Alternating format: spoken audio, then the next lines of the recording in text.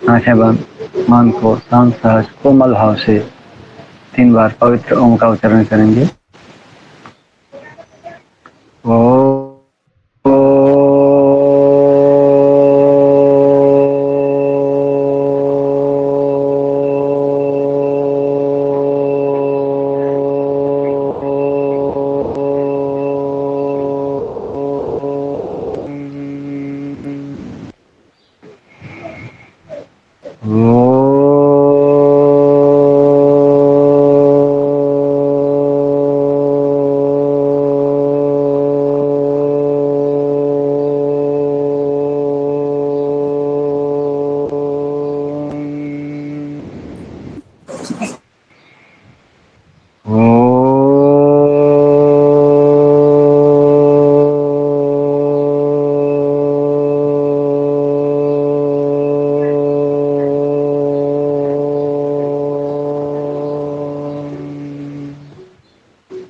गायत्री महामंत्र। ओम भूर्भुवः स्वः तत्सवितुर्वरेण्यं भर्गो देवस्य धीमहि धियो यो नः प्रचोदयात्। ओम शांति शांति शांति। आप मेरे का हाथों को आंखों में लगाएंगे और ऊर्जा को महसूस करते हुए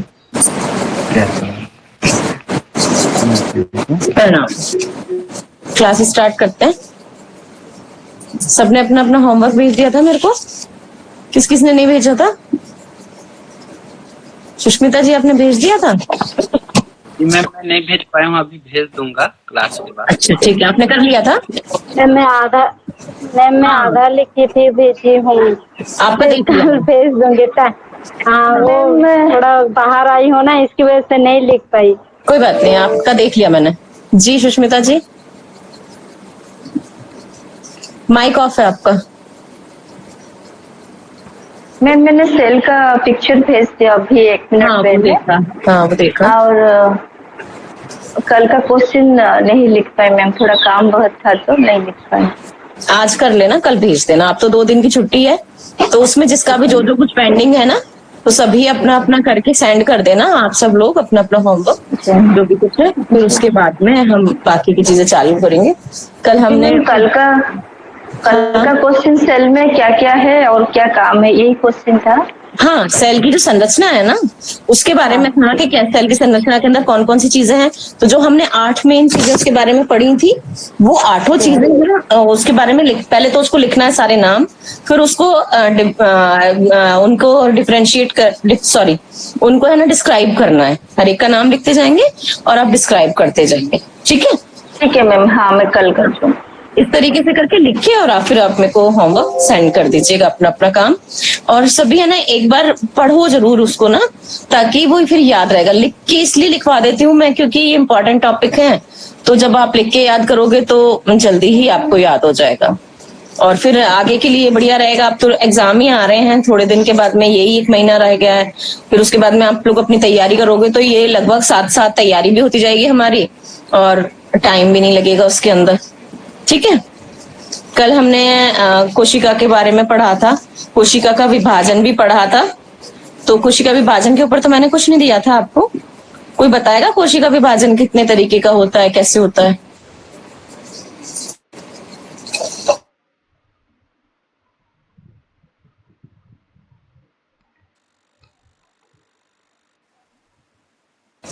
कोई बताएगा कोशिका विभाजन के बारे में, कितने प्रकार के होते हैं, कैसे कैसे होते हैं? याद है किसी को? जी मैम, अर्धसूत्री, समसूत्री और दो ही याद है। असूत्री है ना? 3 प्रकार के होते हैं समसूत्री। सबसे पहले असूत्री, समसूत्री और अर्धसूत्री, तीनों प्रकार के होते हैं और उनके बारे में हमने पढ़ा था सीरियल वाइज के। समसूत्री, असूत्री में क्या होता है, फिर समसूत्री में क्या होता है और अर्धसूत्री के अंदर क्या होता है। और उससे पहले हमने पढ़ा था अपने कोशिका के बारे में कि उसकी संरचना क्या क्या होती है। तो कोशिका संरचना के अंदर कौन कौन से हमारे मेन संरचनाएं होती हैं और उनका अपना क्या क्या काम होता है। मेन इसमें केंद्रक है, केंद्रक के अंदर जो केंद्रिका है उसके बारे में हमने पढ़ा कि केंद्रिका क्या है, केंद्रक क्या है, क्या क्या काम करते हैं। जीव द्रव्य था, तो वो जीव द्रव्य हमने ये पढ़ा कि भाई ये जीवित होता है, कैसे क्या चीजें होती हैं इसके अंदर, भूमिका अदा करता ही है। केंद्रिका, मेन केंद्रिका क्या होती है उसकी, जो केंद्रक होता है उसका ब्रेन होता है सेल का, है ना। मैम मुझे क्वेश्चन था, ये जो केंद्रक में केंद्रिका है, हाँ, केंद्रक के अंदर केंद्रिका है और वो मेन बीच की अधिकतर वो बीच में ही रहती है ना। मैम केंद्रक को इंग्लिश में सेंट्रलिस्ट कहते हैं। हाँ, केंद्रक को हम न्यूक्लियस ही कहते हैं। न्यूक्लियस और न्यूक्लियाई ऐसे दो नहीं, मुझे क्वेश्चन, केंद्रक के अंदर केंद्रिका है, केंद्रक को इंग्लिश में, केंद्रक को न्यूक्लियस बोलते हैं और केंद्रिका को न्यूक्लियोसिस, है ना। दोनों के अलग अलग नाम है। बस जो केंद्रिका क्या है, केंद्रक के अंदर वाली चीज केंद्रिका है, ठीक है। और हमने जीव द्रव्य के बारे में पढ़ा, हमने गोल्गी जो ये गोल्गी सम्मिश्रण है, जो गोल्गी कॉम्प्लेक्स या फिर गोल्गी एपरेटस हम जिसको बोलते हैं, ऊपर करते हैं स्क्रोल नीचे से आएगा। तो जो गोल्गी एपरेटस है वो हमारा भंडारण है, माइटोकॉन्ड्रिया हमारा पावर हाउस है, केंद्रक हमारा ब्रेन है। ये सेल की मेन संरचना है। तो मोटी मोटी चीजें जब याद रहेंगी, तो जब सेल की संरचना आपके पास आएगी लिखने के लिए, तो आपको जब ये चीजें याद रहेंगी तो फटाफट लिख दोगे, आप अपनी लैंग्वेज में भी उसको सही लिख दोगे, है ना। इसलिए इसको बार बार मैंने समझाया था और इसको इसीलिए लिखने के लिए भी दिया था मैंने आपको कि माइटोकॉन्ड्रिया के अंदर क्या काम करता है, गुणसूत्र क्या है, गुणसूत्र के बारे में, क्रोमोसोम्स के बारे में इसलिए इतना समझाया था कि कैसे वाहक होते हैं। क्योंकि जरूरी नहीं है कि वो जो बिल्कुल एकदम एग्जैक्ट लैंग्वेज में लिखी है वो ही लिखो, आप उसको अपने बस जो साइंटिफिक वर्ड्स हैं वो सही होने चाहिए और बाकी आप उसको अच्छे से लिख सकते हो, आप डिस्क्राइब कर सको। इसलिए मैं उसको बार बार इस तरीके से पढ़ाती हूँ। उसके बाद में हमने अपना नेक्स्ट टॉपिक ऊतक स्टार्ट किया था। ऊतक में हमने देखा था कि यहाँ तक पढ़ लिया था हमने कि ऊतक की रसायन क्या है, जो इसकी पूरी पैथोलॉजी है उसके बारे में हमने पढ़ लिया था कल, है ना। लास्ट में हमने जो पढ़ा था ऊतक की पूरी पैथोलॉजी क्या, हिस्टोपैथोलॉजी है, माइक्रोस्कोप क्या है, शल्यक्रिया क्या है, सर्जरी क्या है, ये सारी चीजें हमने पढ़ी थी। कैसे कैसे रिसर्च होती है, कैसे क्या काम करा जाता है, वो हमने पढ़ा। और उसके बाद में हम पढ़ते हैं, आगे आते हैं। हेलन डील के मतानुसार इस प्रकार की अध्ययन विधियों को 3 प्रमुख कोटियां हैं। इस प्रकार से जो अध्ययन होते हैं उनकी तीन कोटियों के अंदर उनको डिवाइड किया गया है। ऊतकों की आंतरिक रासायनिक पदार्थों, ऊतकों के अंदर रासायनिक पदार्थों की, उनके वर्ण की परीक्षा, जो उनका कलर वगैरह होते हैं उनके टेस्ट जो किए जाते हैं, प्रतिक्रियाएं और उनकी कोशिक प्रकाशिक विशेषताओं की पृष्ठभूमि की पहचान, ये विधियां सामान्यतः गुणात्मक ही होती हैं और संख्यात्मक नहीं। इनकी जो है वो क्वालिटेटिव हम जांच करते हैं, क्वांटिटेटिव नहीं करते हैं, संख्यात्मक नहीं होती, क्वालिटी के हिसाब से होती है। इसका कारण यह है कि इन विधियों से रासायनिक पदार्थों के विस्तार का ही पता चलता है और उनकी सांद्रता कितनी है इसका ज्ञात नहीं हो पाता है। इसका रीजन भी यही है कि इन विधियों के कारण उसका डिस्ट्रीब्यूशन ही पता चल पा रहा है कि विस्तार कितना है, किस जगह में डिस्ट्रीब्यूटेड है, ये नहीं पता चलता है कि कितना इसका कॉन्सेंट्रेशन कितना है, इसका सांद्रता कितनी है। इसलिए इस तरीके से इसकी जांच करी जाती है। लिंगरस्ट्रॉम तथा लैंग द्वारा विकसित अनस्थायी तथा आलग्न विच्छेदों की जैव रासायनिक क्रियाओं की माप की विधि की यह दूसरी विशेषता है। ठीक है, उसके आगे नीचे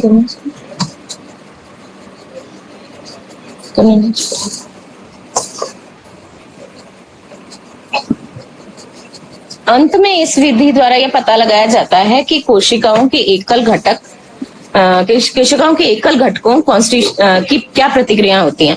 इस विधि को बेंसले ने विकसित किया था।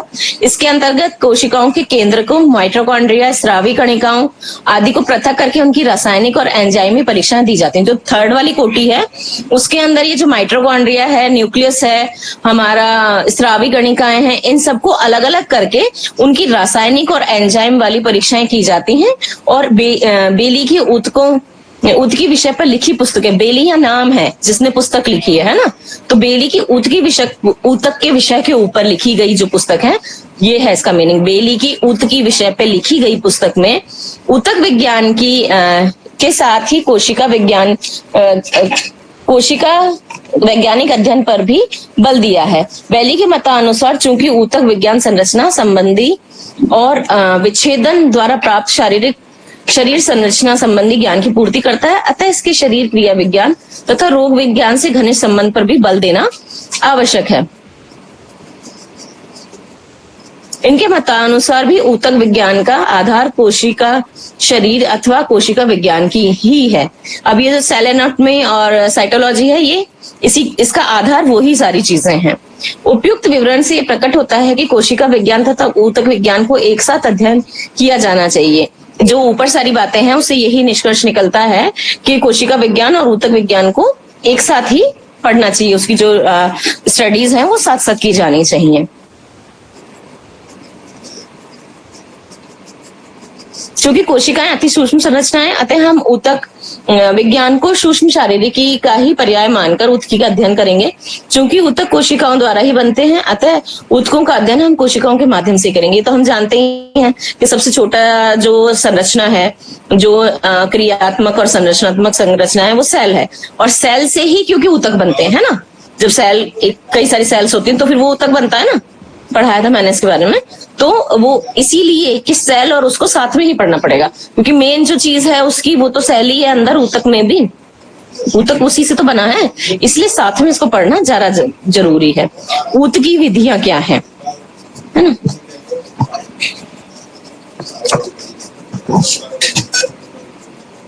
ऊतकों के समय के अध्ययन के लिए आवश्यक है कि सूक्ष्म दर्शक यंत्र तक उन्हें लाने से पूर्व उनको विशेष पद्धतियों द्वारा उपचार किया जाता है। ऊतक का सूक्ष्म अध्ययन करने के लिए अनिवार्य है कि वह अति पतला हो। जब हम उसके अध्ययन करते हैं तो क्या करते हैं, पहले उसकी स्लाइड बनाते हैं। तो स्लाइड बनाते हैं तो वो इतनी बारीक और पतली होनी चाहिए कि वो स्लाइड प्रॉपरली बन करके हम उसे माइक्रोस्कोप के नीचे रख के देख सकें। हम एक मोटा पीस लेकर के उसकी जांच नहीं कर सकते हैं, क्योंकि वो उसमें तो बहुत सारी चीजें होंगी और आप उसको क्लियर जांच नहीं कर पाओगे। इसलिए जरूरी है कि वो रेशा बहुत पतला हो। तो जब वो बहुत पतला होगा तभी आप उसकी जांच अच्छे से कर पाओगे।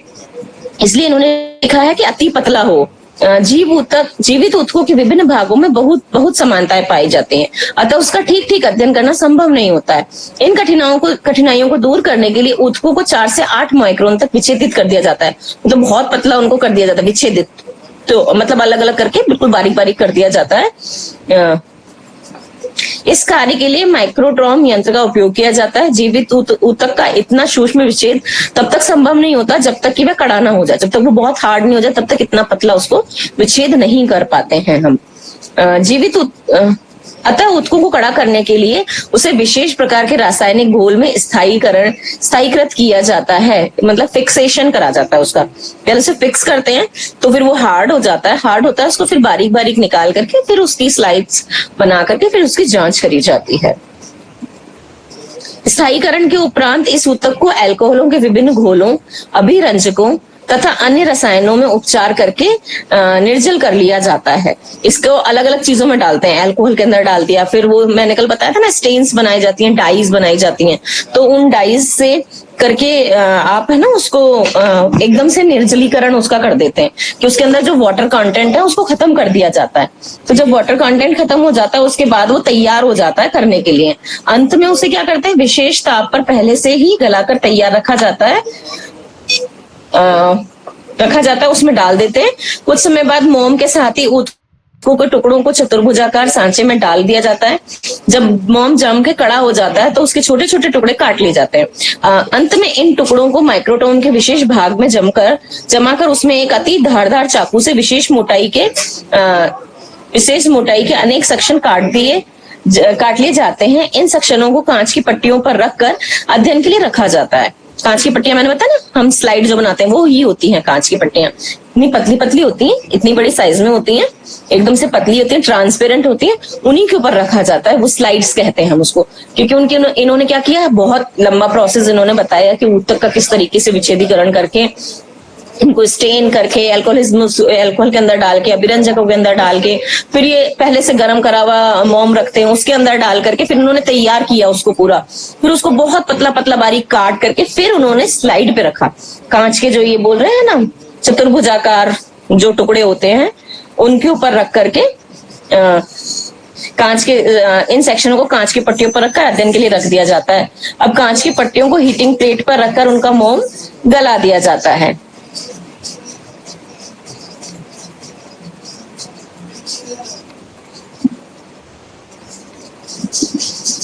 उसको मोम गला लिया जाता है और ऊतक का सेक्शन कांच की पट्टी पर जम जाता है। जो ऊतक होता है, अब मोम गल गया तो मोम गल के अलग हो गया, अब वो जो ऊतक है वो वहीं जम गया कांच की पट्टी के ऊपर, जो हमारी स्लाइड है उसके ऊपर ही जम गया, वहीं फिक्स हो गया वो।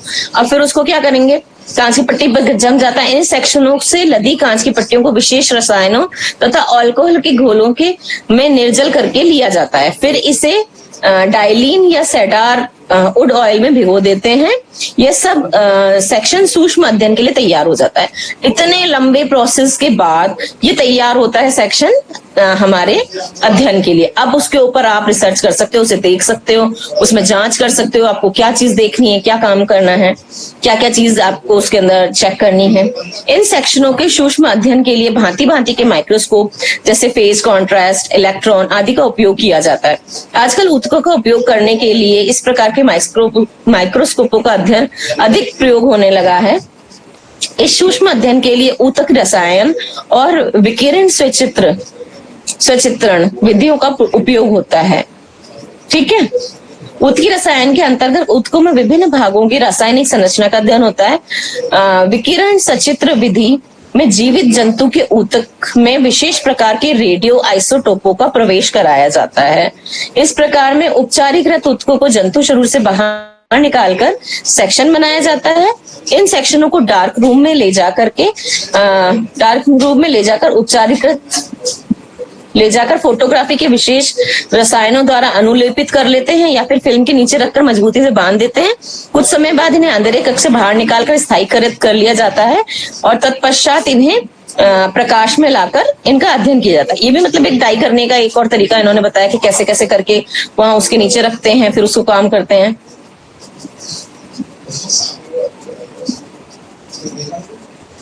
ऊतकों के अध्ययन इनकी सूक्ष्म संरचना का ज्ञान प्राप्त करने के लिए किया जाता है। वही है, अध्ययन तो इसीलिए किया जाएगा उसकी संरचना का ज्ञान प्राप्त करने के लिए। अतः ऊतक की संरचना का संक्षिप्त उल्लेख आवश्यक है। तो उसकी संरचना का हमें उसके बारे में भी जानना आवश्यक है। तो हम पढ़ रहे हैं अब हम क्या पढ़ेंगे? अभी हमने पढ़ा कोशिका की संरचना, कोशिका क्या है। अब हम पढ़ेंगे ऊतक की संरचना और ऊतक क्या है, क्या क्या चीज है, किससे मिलकर के कैसे क्या वो बन रहा है। ठीक है,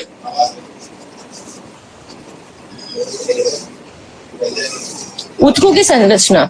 ऊतकों की संरचना में 3 प्रकार के मुख्य घटक दिखाई देते हैं, कोशिकाएं, मैट्रिक्स और तरल द्रव्य। 3 चीजें इसमें मेन दिखाई देती हैं। कोशिकाएं दिखाई देती हैं क्योंकि मिला के बना किससे है ऊतक, कोशिकाओं से ही बना है ना। तो कोशिकाएं दिखाई देंगी, उसमें मैट्रिक्स दिखाई देगी और तरल द्रव्य दिखाई देगा। कोशिकाएं, मुख्य लेख में हम कोशिका के बारे में पढ़ रहे हैं। ऊतकों की इकाई कोशिका ही होती है। मैंने पहले ही बताया था कि बनी किससे है, कोशिका से। तो उसकी इकाई क्या हुई, उसकी इकाई कोशिका ही तो हुई, सबसे छोटी इकाई कोशिका होती है। कोशिका सजीव होती है और वो सभी कार्य करती है जिन्हें सजीव प्राणी करते हैं। इस बारे में हम पहले भी पढ़ चुके हैं। इसका आकार अति सूक्ष्म और तथा आकृति गोलाकार, अंडाकार, स्तंभाकार, रोमक युक्त, कशाबी युक्त, बहुभुजीय आदि प्रकार की होती है। वो किसी भी प्रकार की हो सकती है, कोई भी तरीके की हो सकती, जरूरी नहीं है कि गोली होगी सेल। वहां पे जिस प्रकार का ऊतक है उस हिसाब से उसकी संरचना, मतलब उसका जो शेप है वो हो सकता है।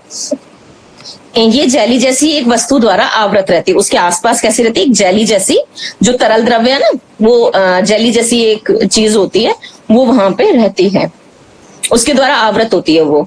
इस आवरण को कोशिका आवरण या सेल मेम्ब्रेन कहते हैं। इसे कभी कभी जीव द्रव्य कला भी कहा जाता है। इसके भीतर विभिन्न संरचनाएं पाई जाती हैं। इसकी विभिन्न संरचनाएं तो हमने पढ़ ली थी। सेल की विभिन्न संरचनाएं, केंद्रक एवं केंद्रिका, 1-2 चीजें हैं, केंद्रक और उसके अंदर केंद्रिका। केंद्रक एवं केंद्रिका एक चीज नहीं है ये। जीव द्रव्य, गोल्गी सम्मिश्रण, कणाभ सूत्र, अंतरक द्रव्य जालिका, गुणसूत्र, राइबोसोम और लवक, ये सारी चीजें उसके अंदर होती हैं। ठीक है ना, समझ में आ गया ना। ये तो हमने पहले ही कल ही पढ़ा था इसके बारे में पूरा। अब आते हैं हम मैट्रिक्स, जो ऊतक की दूसरी इकाई है। क्या? पहली सेल और दूसरी चीज उसकी संरचना में क्या आई? मैट्रिक्स। और मैट्रिक्स या अधात्री को इंटरसेल्यूलर या ग्राउंड सब्सटेंस भी कहा जाता है।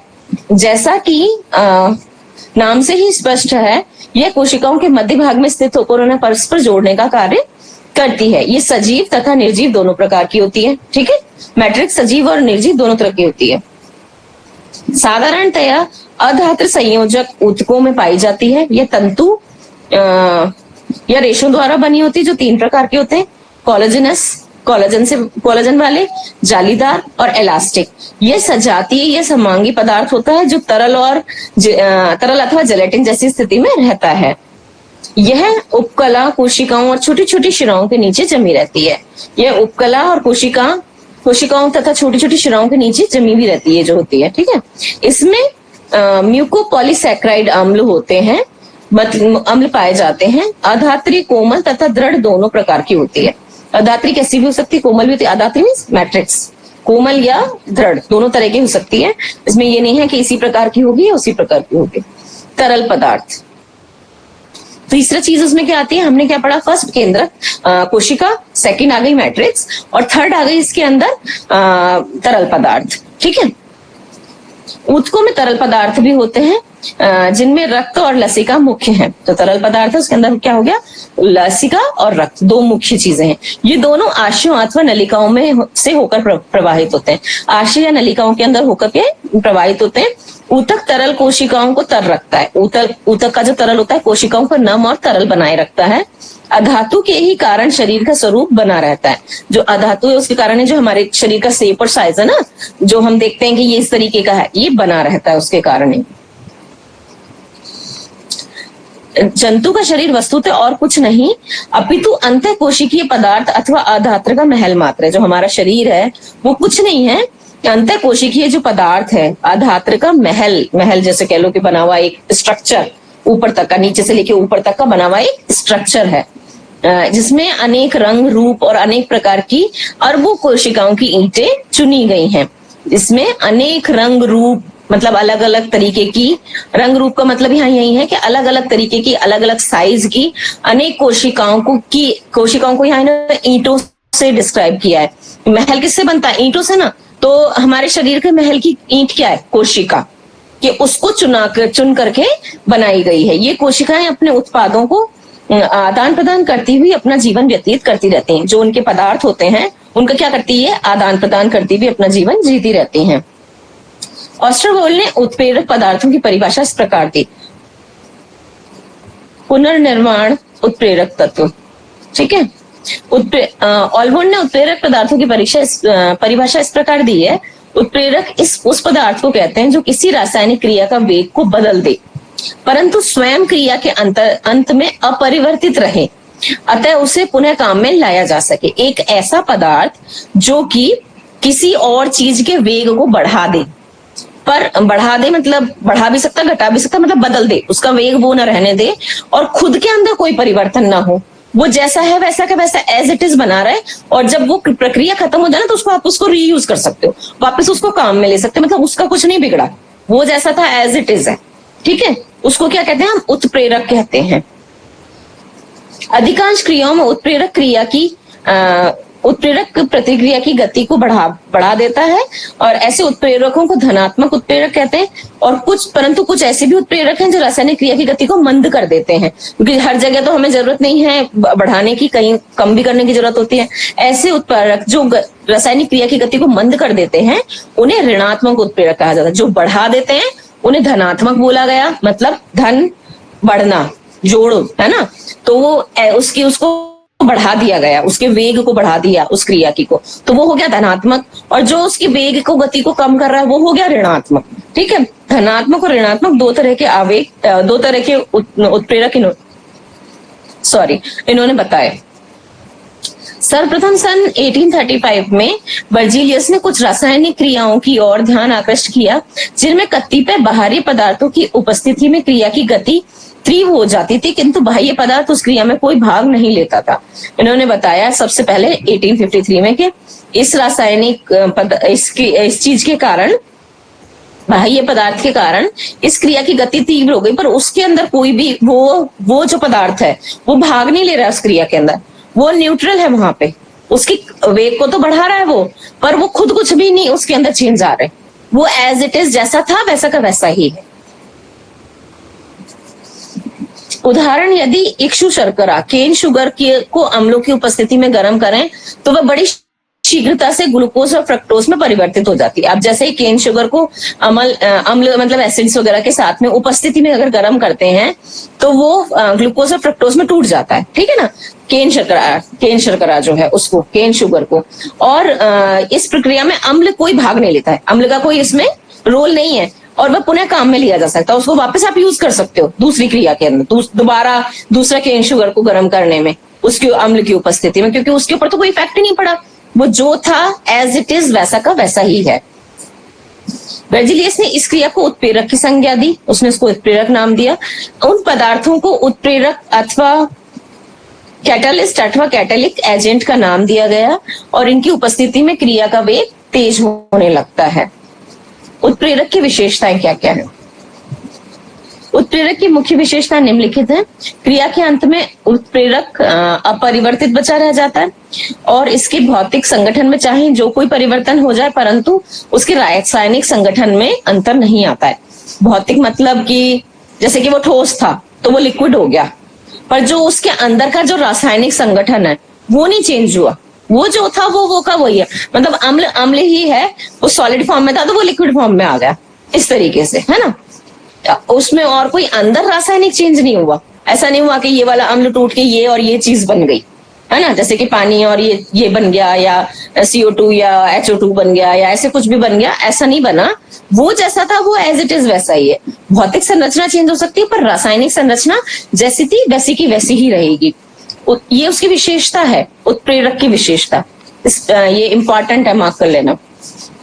उत्प्रेरक पदार्थ की केवल थोड़ी मात्रा ही पर्याप्त होती है। उत्प्रेरक की यह विशेषता है कि इस तथ्य पर निर्भर है कि वह क्रिया के अंत में अपरिवर्तित रहता है, थोड़ी सी मात्रा ही उसकी चाहिए। और यह इसकी विशेषता है कि वो भाई अपरिवर्तित ही रहेगा अंत तक। परंतु कुछ ऐसी क्रियाओं में जिनमें कि उत्प्रेरक एक माध्यमिक अस्थायी यौगिक बनता है, उत्प्रेरक की अधिक मात्रा की आवश्यकता होती है। अगर कोई अस्थायी यौगिक बनाना होता है किसी ऐसी रिएक्शन के अंदर तो उसमें ज्यादा मात्रा की आवश्यकता होती है, कम मात्रा में काम नहीं करता है। उत्प्रेरक उत्क्रमणीय प्रतिक्रियाओं में प्रत्यक्ष और विपरीत दोनों की ओर से क्रियाओं को बराबर उत्प्रेरित करता है। अतः उत्प्रेरक की उपस्थिति में प्रतिक्रिया को साम्य स्थिति में कोई परिवर्तन नहीं होता है, केवल साम्य स्थापन के समय में ही अंतर हो जाता है। उत्प्रेरक नई क्रिया को प्रारंभ कर सकता है। यद्यपि ऑस्टवाल्ड ने सर्वप्रथम यह मत प्रकट किया था कि उत्प्रेरक नई क्रिया प्रारंभ नहीं कर सकता, तो भी आधुनिक वैज्ञानिकों का यह मत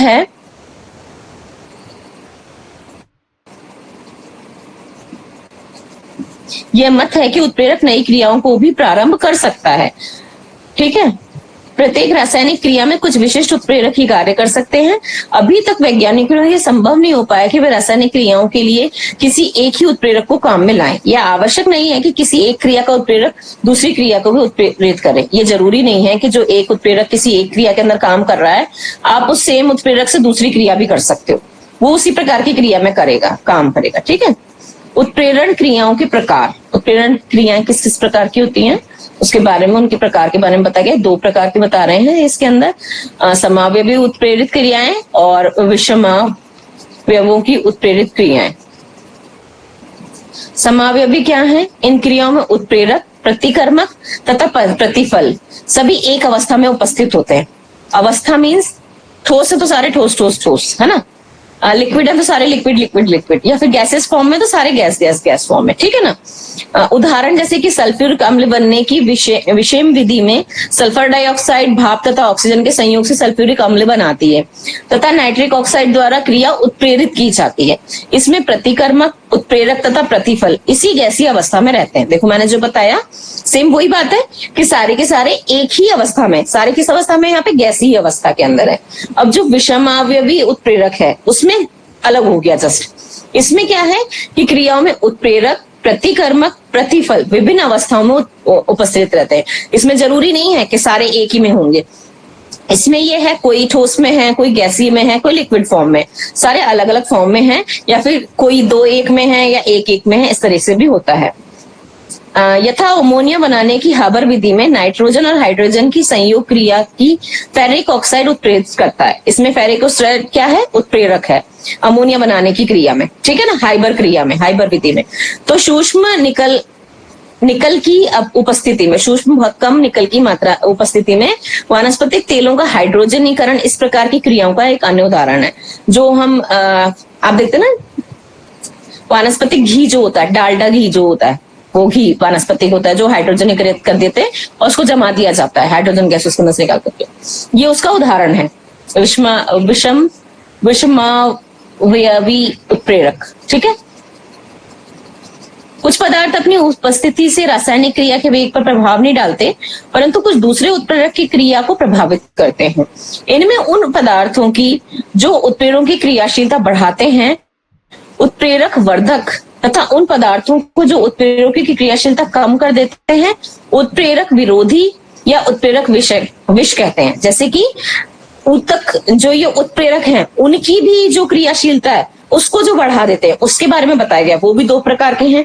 एक तो उत्प्रेरक वर्धक, जो उसकी कैपेसिटी को बढ़ा देते हैं, क्रियाशीलता को बढ़ा देते हैं, और वो उत्प्रेरक विरोधी, जो उसकी क्रियाशीलता को कम कर देते हैं, तो उसको ऊतक विरोधी या उत्प्रेरक विष भी कहते हैं। उत्प्रेरक विरोधी या उत्प्रेरक विष भी कहते हैं। आत्म उत्प्रेरक कुछ प्रतिक्रियाओं में ऐसा भी ज्ञात हुआ है कि जिनमें प्रतिक्रिया से ही उत्पन्न कोई पदार्थ प्रतिक्रिया के लिए उत्प्रेरक का कार्य करता है। कुछ ऐसे भी होते हैं आत्म उत्प्रेरक, मतलब उसमें सेल्फ ही होता है। सेल्फ मतलब उनमें से ही जो चीजें हैं, उनमें से कोई चीज उत्प्रेरक का कार्य करता है उस क्रिया के लिए, उसे आत्म उत्प्रेरक प्रकार की प्रतिक्रियाएं कहा जाता है। और उस उत्प्रेरक उदाहरण जिसमें दिया है, एथिल एसीटेट के जल विच्छेदन में जो एसिटिक अम्ल पदार्थ प्राप्त होता है, वही एस्टर के जल विच्छेदन की क्रिया को उत्प्रेरित करता है। वही एस्टर की जो जल विच्छेदन की क्रिया उसको उत्प्रेरित कर देता है। तो खुद ने ही उत्प्रेरक का काम यहाँ पे कर दिया, तो इसको क्या कह दिया? आत्म उत्प्रेरक कह दिया। उत्प्रेरण के सिद्धांत क्या है, ये समझने वाली चीजें थोड़ी सी। यद्यपि उत्प्रेरण को समझाने के लिए बहुत पहले से अध्ययन होते चले आ रहे हैं, यद्यपि इस विषय में भी अंतिम निष्कर्ष नहीं निकला है। वैज्ञानिक इस पर एक मत है कि सभी उत्प्रेरक एक ही सिद्धांत के अनुसार क्रिया नहीं करते। सारे उत्प्रेरक एक तरीके से काम नहीं करते हैं, ये सब लोग इसके ऊपर एक मत है। जितने भी वैज्ञानिक हैं, जितने साइंटिस्ट हैं, उन्होंने यही कहा है कि सबके सिद्धांत अलग अलग हैं।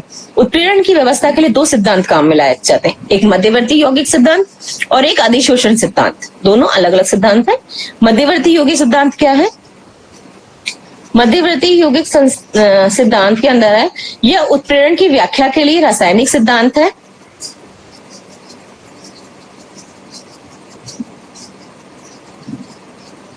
रासायनिक सिद्धांत है। इसके अनुसार उत्प्रेरक पहले अभिकर्मकों के में से एक के साथ क्रिया करता है, क्रिया करके एक मध्यवर्ती अस्थायी यौगिक बनाता है।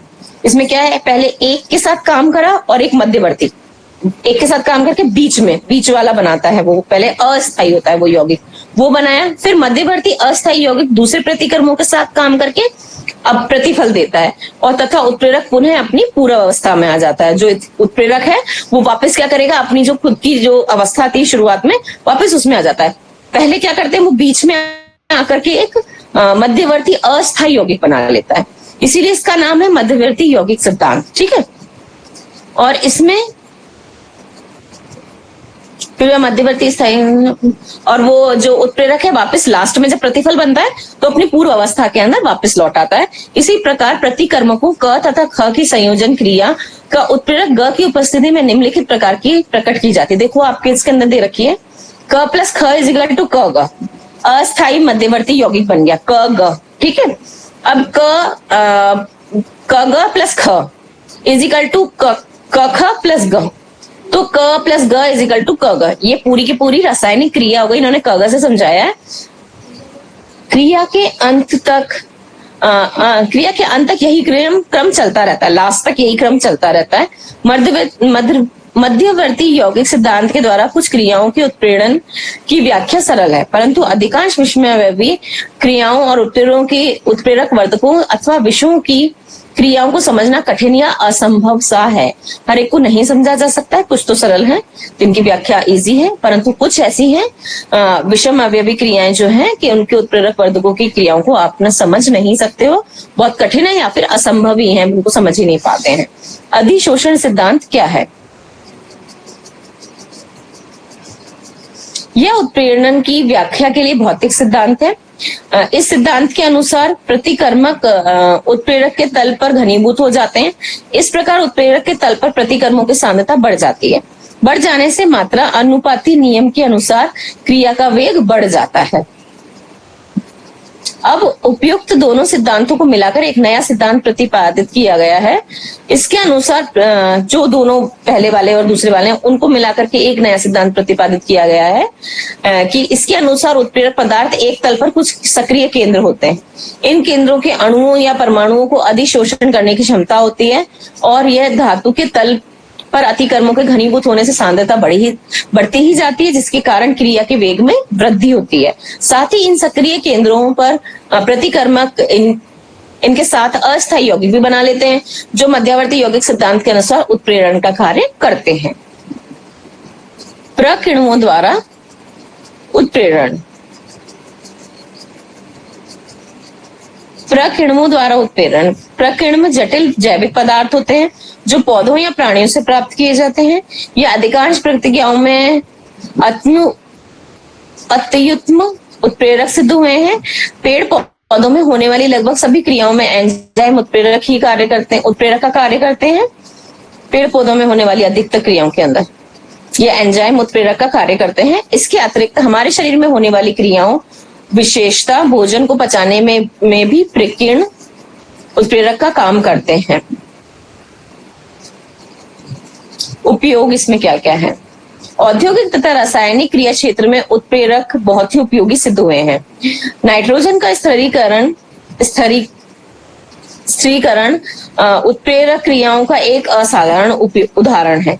पेड़ पौधों के लिए स्थायी नाइट्रोजन की उपलब्धि नाइट्रेट या अमोनिया के रूप में होती है।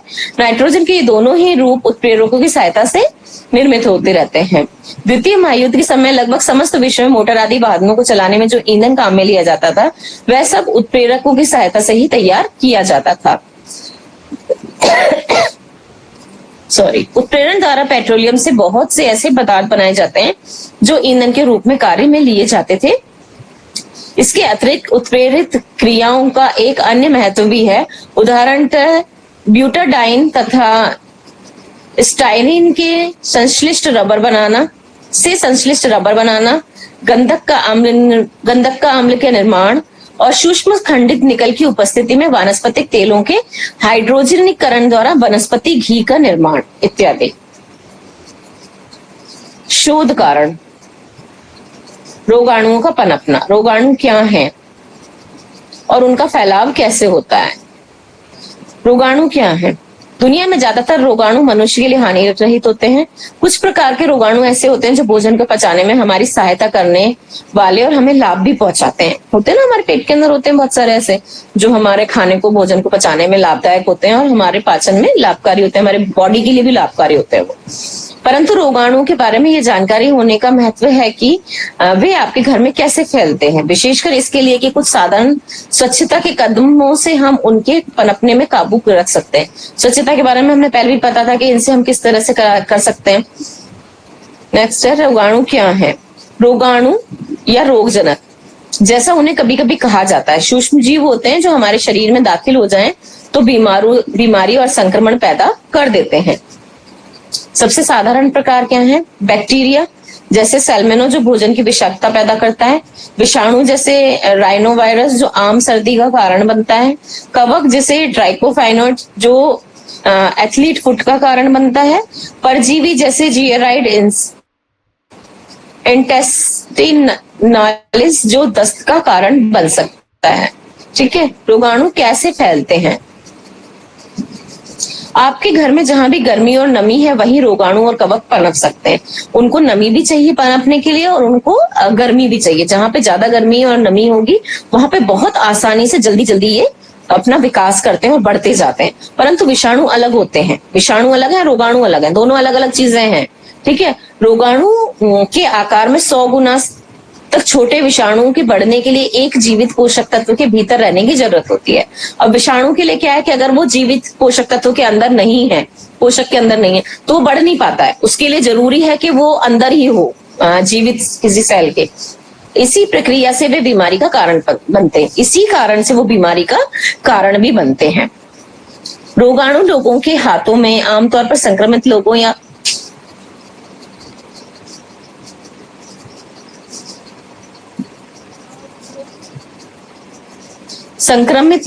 या सतह को छूने से घर में चारों ओर फैल सकता है। जैसे कि कोरोना के बारे में नहीं कहते थे हम कि किसी से हाथ मिलाओगे तो फैलेगा, गले मिलना और बात करना, छींक और खांसी वगैरह की ड्रॉपलेट अगर आ गई तो उससे भी वो फैल जाता है। तो यही संक्रमित लोगों से, उनको या छूने से या उस तरह की सतहों को छूने से वो फैलता है। रोगाणु हवा में छोटे छोटे धूल कणों पर या हमारे नाक और खांसी या छींक की बातचीत के दौरान निकली पानी की बूंदों पर यात्रा कर सकते हैं। ठीक है ना, अभी बताया मैंने। घर में रोगाणुओं का साधारण स्रोत क्या है? रोगाणु का साधारण स्रोत है संक्रमित भोजन या पानी, नियमित रूप से छुई जाने वाली सतहें जैसे कि दरवाजे, हत्थे, नल, टेलीविजन का रिमोट, टेलीफोन, ये सब क्या है, सबसे ज्यादा संक्रमित होते हैं क्योंकि इनको हर बंदा आके छूता है। हाथ धो के तो छूते नहीं, हम उनको बिना हाथ धोए छूते हैं ना। तो हम बाहर से आ रहे हैं, कहीं से भी आ रहे हैं, कुछ भी करके आ रहे हैं, तो हमारे हाथ गंदे हैं। न जाने कितने रोगाणु इनके अंदर है। ठीक है। सफाई और कचरे के क्षेत्र जैसे कूड़ेदान, हौदी, शौचालय आदि से घरेलू कचरा जैसे कि उपयोग किया गया या खराब भोजन, इस्तेमाल किया हुआ रूमाल, गंदे लंगोट वगैरह, सफाई की वस्तु जैसे कि सफाई के कपड़े, स्पंज, गंदे टूथब्रश वगैरह से भी फैलता है ये, जो इनके फैलने के स्रोत हैं। पालतू और दूसरे जानवर जैसे चूहे और मक्खियां इनके ऊपर भी बैठ के बहुत सारे आते हैं, और अन्य लोग। ठीक है, ये सारे इनके रोगाणुओं के घर में होने के साधारण स्रोत हैं। ये इन चीजों से हमारे घर के अंदर पहुंच जाते हैं। रोगाणु शरीर में प्रवेश कैसे करते हैं? कई ऐसे तरीके हैं जिनसे रोगाणु हमारे शरीर में प्रवेश कर सकते हैं। ये दूषित भोजन के साथ हम खा सकते हैं इनको, नाक या मुंह के माध्यम से सांस लेते वक्त हवा में मौजूद रोगाणु हमारे शरीर के अंदर या फेफड़ों में प्रवेश कर जाएंगे नाक के द्वारा होते हुए। त्वचा पे मौजूद रोगाणु अनुपचारित चोट या घाव के माध्यम से कर जाएंगे। जैसे कि खुली चोट, हम इसलिए कहते हैं ना खुली चोट नहीं रखो, नहीं तो इसके द्वारा क्या होंगे, रोगाणु अंदर चले जाएंगे, हमारी स्किन से होते हुए अंदर प्रवेश कर जाते हैं। ये इंजेक्शन, शल्यक्रिया या अथवा किसी जानवर या कीड़े के काटने से भी हमारे रक्त प्रवाह में दाखिल हो जाते हैं। इसीलिए कोई कीड़ा वगैरह जानवर काटता है तो हम क्या बोलते हैं कि इसका इंजेक्शन लगवा लो ताकि कोई इससे इन्फेक्शन न फैले।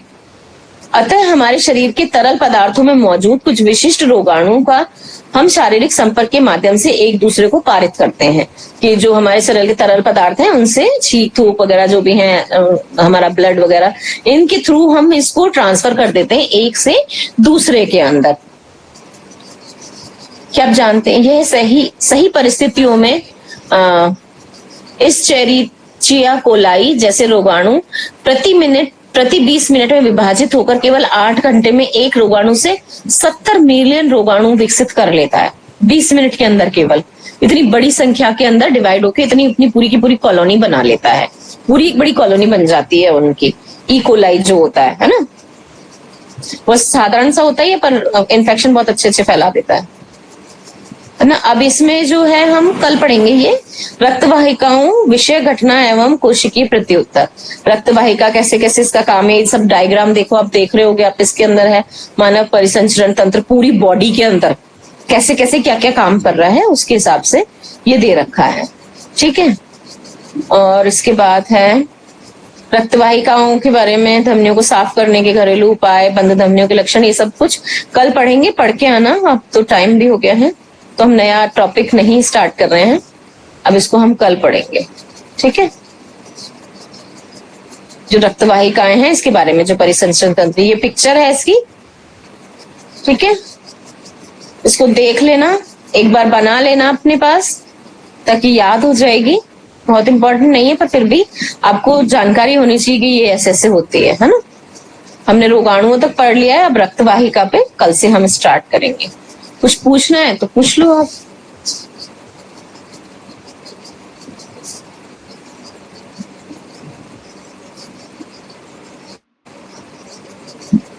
कोई क्वेश्चन है?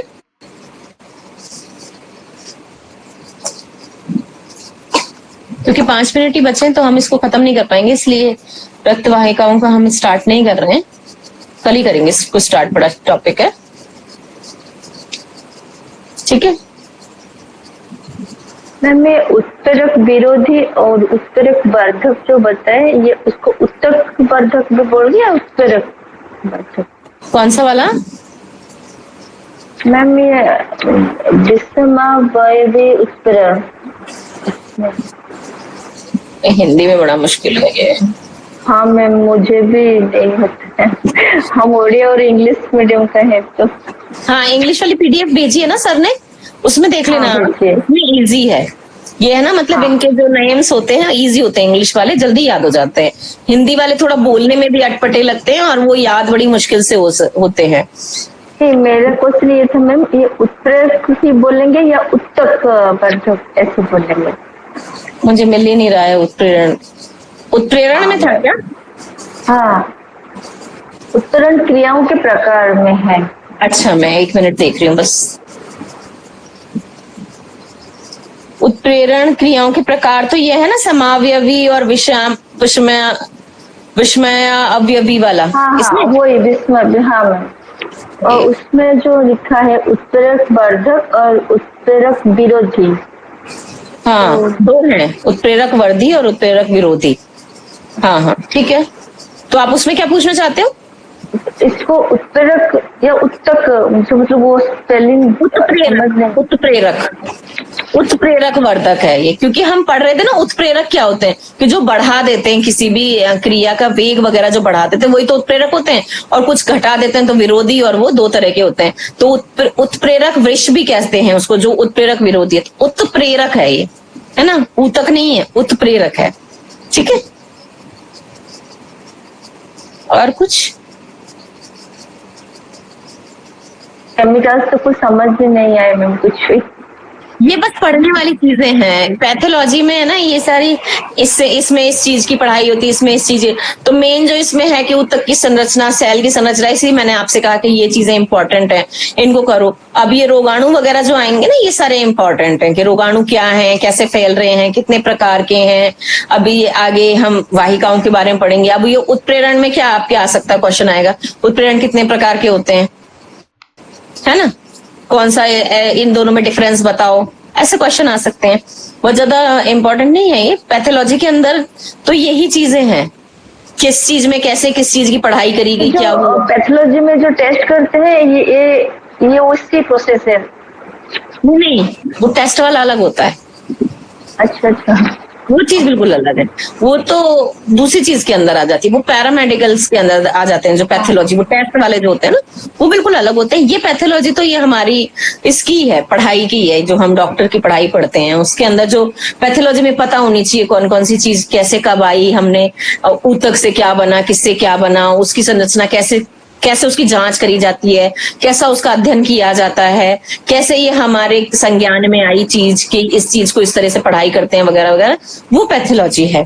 कि कौन से रोगाणु कैसे किस पे क्या कार्य करते हैं, किसकी क्या क्रियाएं होती हैं, ये सब चीजें पैथोलॉजी के अंदर आती हैं, तो बहुत इंपॉर्टेंट होती हैं। ये भी आनी चाहिए ना हमको। ठीक है, चलिए पढ़ के आना, कल तो समझ में आएगा। इसको एक बार जरूर पढ़ना, क्योंकि ये पढ़ के ही समझ में आएगा थोड़ा बहुत अच्छे से, जब आप इसको धीरे धीरे पढ़ोगे ना आराम से, क्योंकि इसमें ज्यादा कुछ समझाने लायक नहीं है, बस केवल डिफरेंशिएट करना और कौन सी चीज कब आई, बस उतना ही है इसके अंदर, ज्यादा कुछ समझाने वाली चीज नहीं है। संरचना वगैरह हो या कुछ भी हो तो उसे अच्छे से डिस्क्राइब कर सकते हैं, इसमें ऐसा कुछ डिस्क्राइब करने के लिए था नहीं, तो बस जस्ट रीड लायक था कि हाँ इसको हमने पढ़ लिया और अब पढ़ते गए कि ये चीज इस सन में ऐसे ऐसे आई, इसको इस तरीके से बनाते हैं। स्लाइड कैसे बनाया, इन्होंने ये भी बताया कि हाँ आपने स्लाइड कैसे बनाई है ना, तो वो ही बनाने का तरीका बताया इन्होंने। मैंने जो आपको कल समझाया था कि हम इस तरीके से स्लाइड्स बनाते थे, उससे जाकर के हम पढ़ाई करते थे माइक्रोस्कोप से, जब देखा आपने तब जाने कि क्या होता है ना, तो उन्होंने वो भी बताया। ये पैथोलॉजी के अंदर ही आता है कैसे इसको काम करना है इसके बारे में। ठीक है, चलिए टाइम हो गया है। देवेंद्र जी करवा दीजिए शांति पाठ। अनु तुमने भेजा नहीं बेटा अभी कुछ भी? मैम मैं कल दिखा दूंगी, थोड़ा सा रह रहा है। ठीक है, कल भेज देना, कल छुट्टी भी है ना? जी मैम। सैटरडे है ना, सैटरडे संडे 2 दिन की छुट्टी कंप्लीट कर लेना अपना सारा वर्क। जी मैम। ओके चलो करवाइए देवेंद्र जी शांति पाठ। आइए कमल। मैम जो शरीर का अपने ड्राइंग करने के लिए भाई वो तो इतना बड़ा है, इतना सारा लिखा है। बहुत कुछ है, बहुत कुछ है। हम कुछ नहीं जानते हैं अपने शरीर के बारे में, बहुत ज्यादा है इसमें, डीप नॉलेज आएंगे बहुत गहरा है, बहुत सारी चीजें हैं। करवाइए देवेंद्र जी, ठीक है। आइए समग्र सीधी करके सर्व प्रार्थना। ओम सर्वे भवन्तु सुखिनः सर्वे सन्तु निरामया सर्वे भद्राणि पश्यन्तु मा कश्चित् दुःखभाग् भवेत्। ओम शांति शांति शांति।